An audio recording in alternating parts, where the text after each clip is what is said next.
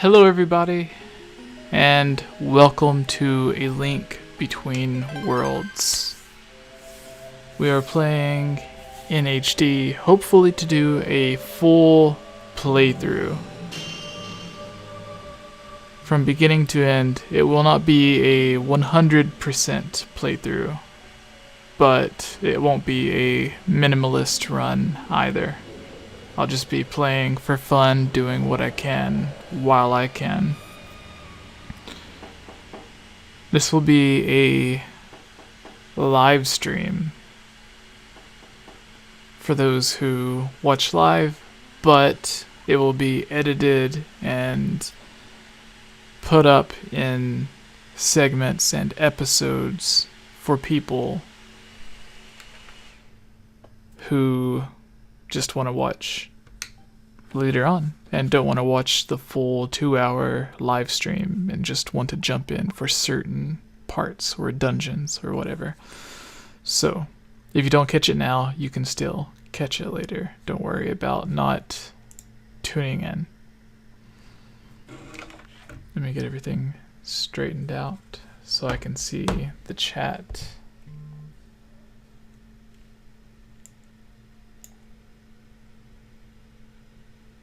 Alright, we got NJ, Keaton, Manny, Shin, Javier, everybody. Alright. Gully, still sleeping. Wake up.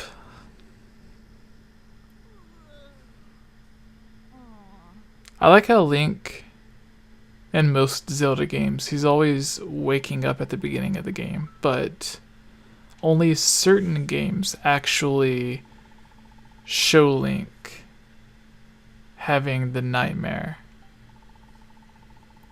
They don't all actually show what he's dreaming of or what he's doing. Like Breath of the Wild, we just see him wake up. We don't see what he's actually dreaming of. A Link to the Past, A Link Between Worlds. Well, A Link to the Past doesn't show it either, but A Link Between Worlds shows a vague cutscene, kind of like Skyward Sword shows a vague cutscene. Ocarina of Time, those are games that show a bit more. So something interesting here with this mask on the wall. When A Link Between Worlds released, this mask was a dead giveaway that they were working on Majora's Mask 3D because they'd already released Ocarina of Time 3D and then this game. And they kept on denying that they were working on Majora's Mask.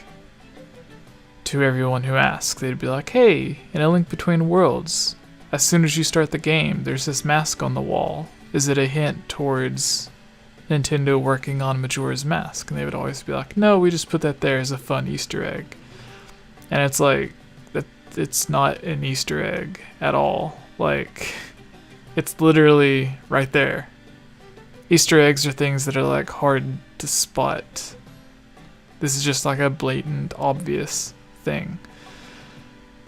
And then eventually they came out and actually said that they actually had been working on Majora's Mask 3D since before Ocarina of Time 3D released. As soon as they finished the game, before it even released, they began working on Majora's Mask. And they had always been working on Majora's Mask. So the entire time they were denying that they were going to work on the game, or that they had plans for it. They were already working on it. And you can kind of tell there's the Wind Waker symbol here on the first picture, because Wind Waker HD had came out around this time on the Wii U, and then we have the Ocarina of Time 3D, which came out again around the same time, and then Majora's Mask here. And I guess this picture in between, I'm not really sure what that's supposed to represent. So let's go start our adventures. I guess there'll be a lot of this kind of details and hints and stuff just trivia facts about other games. That's one of the things that I like to do the most.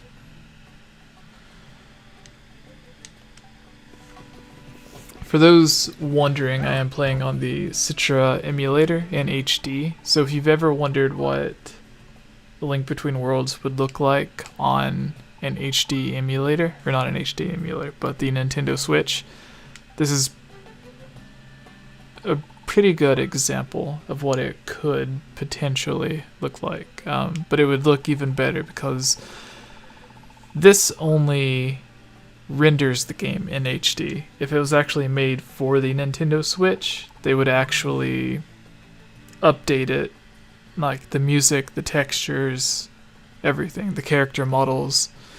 The entire game would look better, not just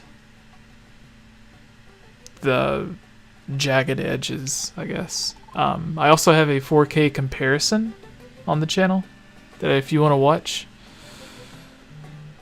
it compares this game in 4K HD and what it looks like on the 3DS.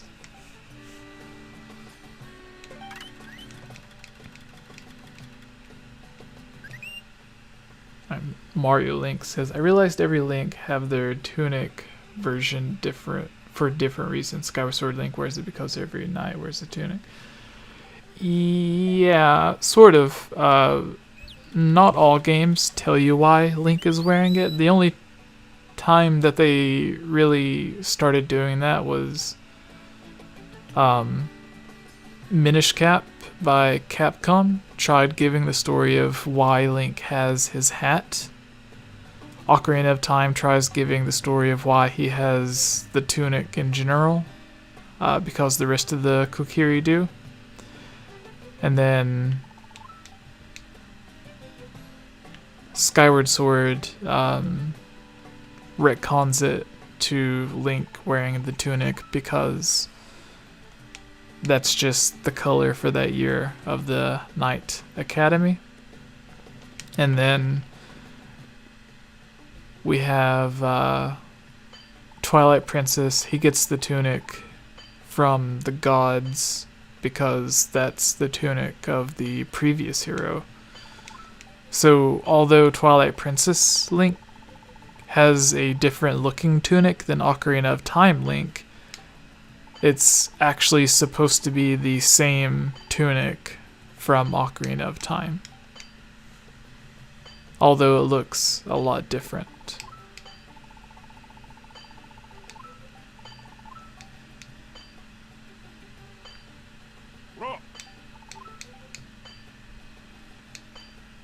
I wonder if in Breath of the Wild 2 are we going to have to defeat Ganon or Ganondorf? I would say Ganondorf.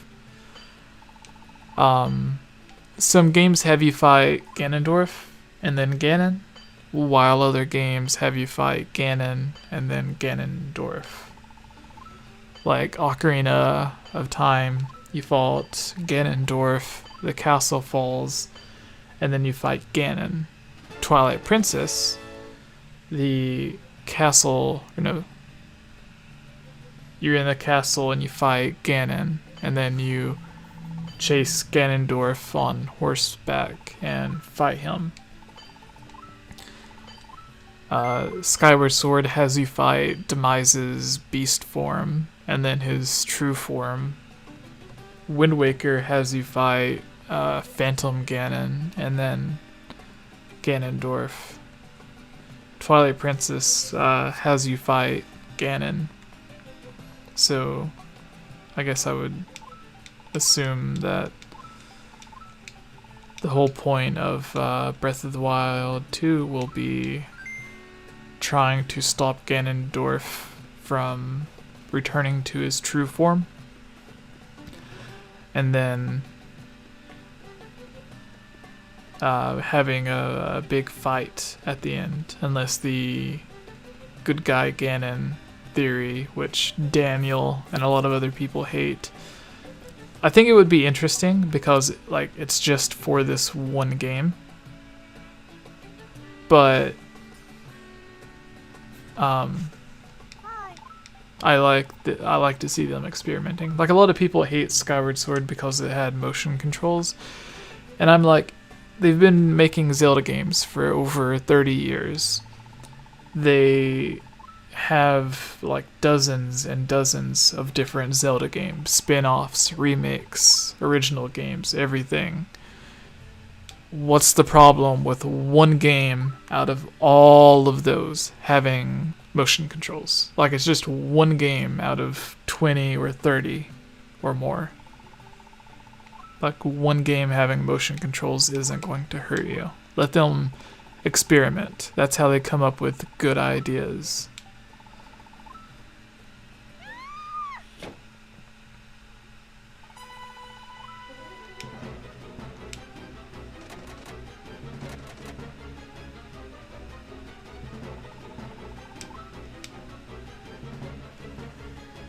Jesse, do you like Michael Jackson? I'm not a huge fan. Sorry if that's bad. It's just not my type of music. Even when I was younger, I wasn't a fan. I've always been into, like, when I was younger, it was rock and a little bit of rap, like Eminem.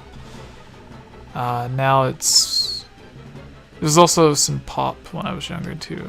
Now it's mostly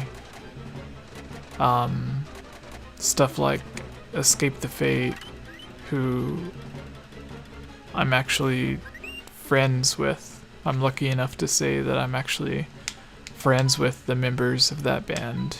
So there's a couple of interviews on this channel. On the first episode of our Zelda podcast, the Highland Games Cast, they actually give a question for our Zelda mailbag.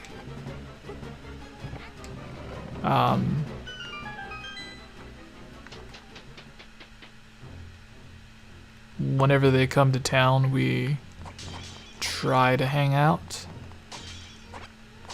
Other bands like Falling in Reverse, Dead Rabbits, Escape the Fate, all three of them are sort of, in a wonky way, the same band because they've all shared a lot of the same members.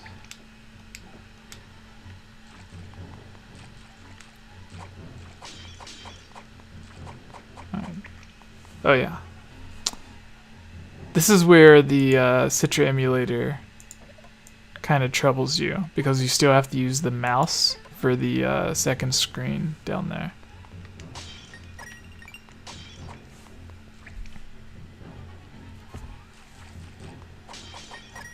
Because you can't use the controller for the